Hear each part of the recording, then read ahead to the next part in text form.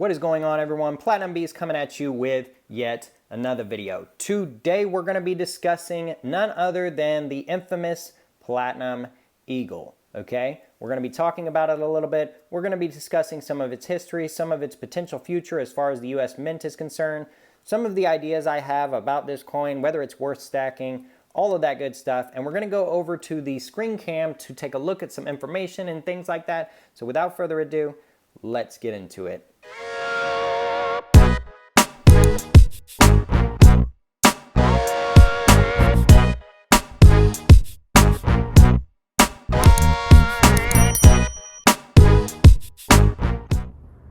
All right, everybody. So as you can see here, I've got the Wikipedia American Platinum Eagle page pulled up. Now, I know a lot of y'all are probably like, man, Platinum Beast, Wikipedia, I don't know about all that. Well, hear me out. Wikipedia is not all that bad. It has some useful information on it.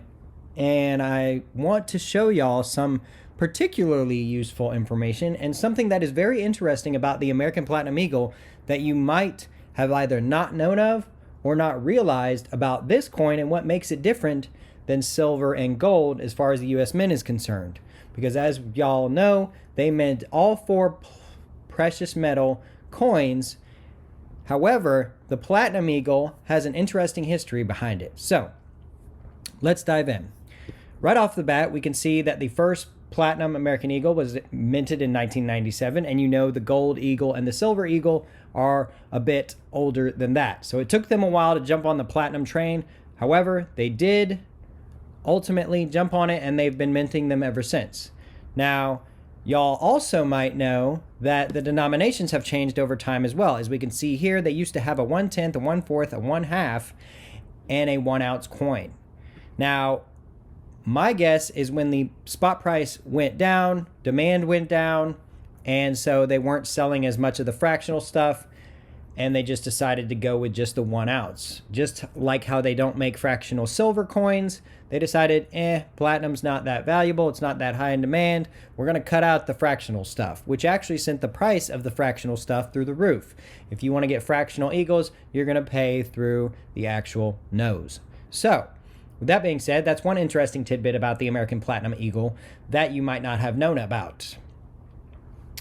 Moving on, the value has sort of fluctuated a bit. However, the actual value that is minted on it, $100 on the 1 ounce coin, has never changed, right? So even though spot price has gone down, 1 ounce Platinum Eagles today are still minted with that $100 tag on it, if you will. Now, obviously, it's worth more than $100 in platinum. It's just simply for forgery and all that stuff. It's simply a security feature at this point. However, what's interesting is it's double what gold is, even though platinum is half what gold's price is. So, in the one in a almost never chance that platinum and gold are worthless, at the very least, you have $100 in a 1 ounce Platinum Eagle versus $50 in a 1 ounce Gold Eagle. So, another little interesting tidbit about that. Now, the Platinum proofs are a little different as well than the gold and silver Eagles in that they change design every year. So, they are a much more collectible sort of product. As you can see here are some of the different designs they've done over the years. And we're also going to take a look at the US Mint's website to see what they have offered for sale right now, just to kind of look at the Platinum Eagle. And we might even look at the Palladium Eagle a little bit towards the end as well. But as you can see here, the design has changed over years, and this has become a very collectible sort of coin. A lot of coin collectors are really, really big into the proof Platinum Eagles because their design changes, and it's almost like a piece of art you're holding rather than just a precious metal investment. A lot of people look at gold and silver proof coins the same way. However, the platinum one is even more unique in that the design changes, like I mentioned. So, as we can see here, they made a 10th anniversary set in 2007. That was pretty cool. It came in its special packaging and everything and made it kind of special.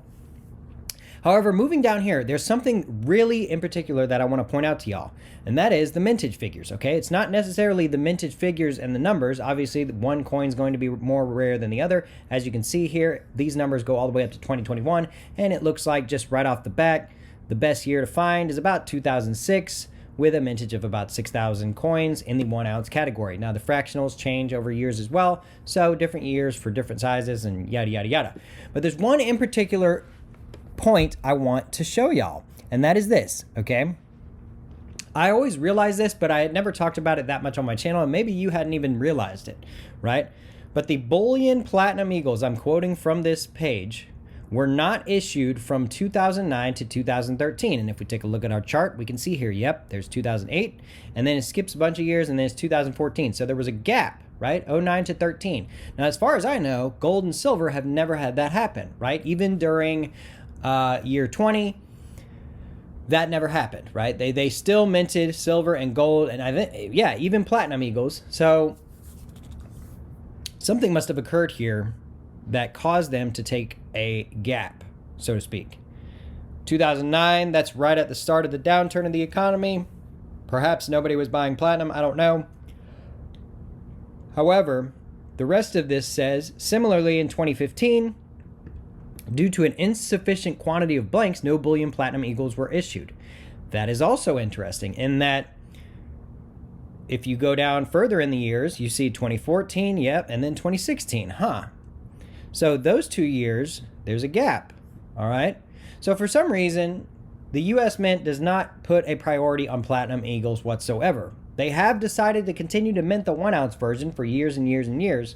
However, if push comes to shove, they're like, we don't have any blanks, or whatever happened in 09 to 13 happens, you know, they're going to just put that on hold.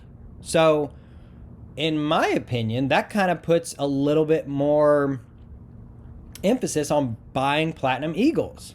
Is that, you know, you never know what the U.S. Mint is going to do about it, right? I guarantee in 2008, when they were like, we're not going to mint Platinum Eagles anymore, I bet you the value went through the roof. I wasn't stacking platinum in 2008, but I bet you it went, because 2009 came around, said nope. 2010, nope. 2011, nope. 2012, nope. 2013, still no. So I bet Platinum Eagles were just crazy back then. Now, they probably settled down once they brought them back into minting or being minted. And as you can see here, the numbers have gone up year in and year out. 16,000, 20,000, 20,000, 30,000, 40,000, 56,000, 75,000 in 2021.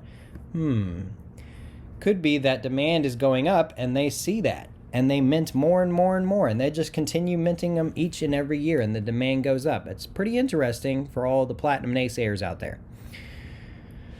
Moving on, we can go down here and see the proof mintage for platinum. What's interesting about this is they did not skip 2010 through 2013 for the platinum proof. So they put a huge emphasis on the collectability of those design changes each year, right? Something interesting to take a look at.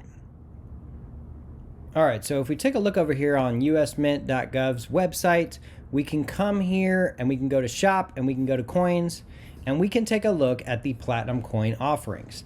Now, if you don't know, the regular bullion version of Platinum Eagles are typically only offered to dealers, wholesalers, bulk buyers, and things like that. So you got to call and get a contract with the US Mint, and it's a whole process. But they will sell you direct proof coins, right? They'll sell those straight to your house, one coin, no big deal. You can buy it and they will send it. As we can see here for 2024, we've got the First Amendment to the United States Constitution, right to assemble coin coming out. Last year we had the Freedom of the Press coin, which is kind of an interesting design. This is one of my favorite coins, the Declaration of Independence Life coin. I sure would like to get that coin back, as y'all know. I unfortunately lost that one in the great sell-off. However, I'll have it again one day. And we also have offered the 2021 Platinum Proof Coin Freedom of Religion. Now, there's one point I want to make about this. And we also have the happiness and the liberty, and years have passed. Okay, so what the heck's going on here? All right. Well, what's interesting is it looks like they sold out of the 2020, the 2019, the 2022, the 2021. However, they have for sale the 2018 and the 2023. Now, that's interesting to me. Now, if we take a look at the mintage numbers, I guarantee this coin is going to be much higher than these coins that have sold out. However, the US Mint sets a mintage limit, makes the coins, and then they'll send it out. Now, what could get interesting is if nobody ends up buying this 2018, they could end up melting whatever remaining inventory they have down or reprocessing them or whatever. I don't know necessarily if the US Mint has been known to do that, but I can't see them sitting on that coin forever. So if that could happen, this coin could go from being the most minted to the lowest minted, which might be interesting and something worth looking at. However, in my own personal opinion, buying proof coins from the US Mint, at least in the platinum world, is sort of hit or miss, right? If you just really want a coin, go for it.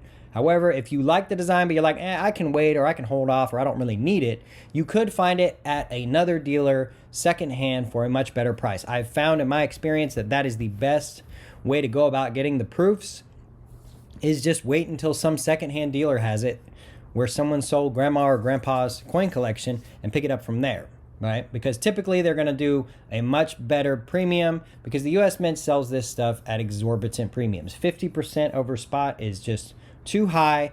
I'll pay 20 to 30 for a proof, not 50. So that's all I have for y'all today. I appreciate y'all stopping by and checking out the video. Be sure to hit the like button on your way out. Hit that subscribe button if you haven't already.